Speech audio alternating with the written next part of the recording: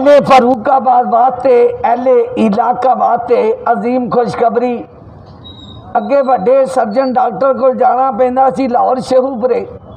हुण तुहानूं लाहौर शेहूपुरे जाने की जरूरत ही कोई नहीं। मंडी फरूकाबाद डॉक्टर बाबर कुरैशी साहब के सामने, काशी भाई फार्मेसी के सामने, न्यू रहमान मैडिकल स्टोर के सामने, अल शफा गायनी हस्पताल खुल गया, नवा हस्पताल जे जिथे सफाई का खास तौर पर ख्याल रखा जाता जे, जिथे हर किस्म के ऑपरेशन भी होंगे ने, ऑपरेशन थिएटर की सहूलत भी मौजूद जे, सफाई का खास तौर पर ख्याल रखा गया जे।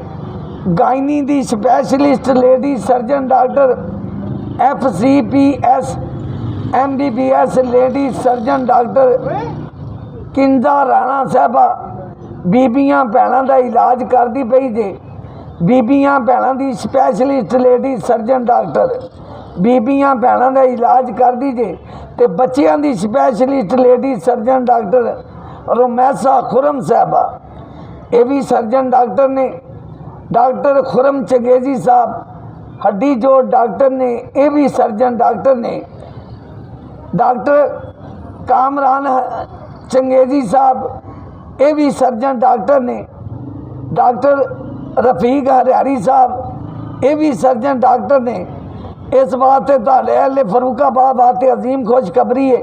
हुण तुहानूं लाहौर शेहपुरे जाने की लोड़ ही कोई नहीं। तो सारे भरावां अगे मेरी इल्तजा है, मरीज़ां अगे भी, सारे दोस्तां अगे, न्यू रहमान मैडिकल स्टोर तो दवाइयां लवो। ये तो एक नंबर दवाइयां मिलदियां ने, मियारी दवाइयां मिलदियां ने पईयां। New Rahman medical store.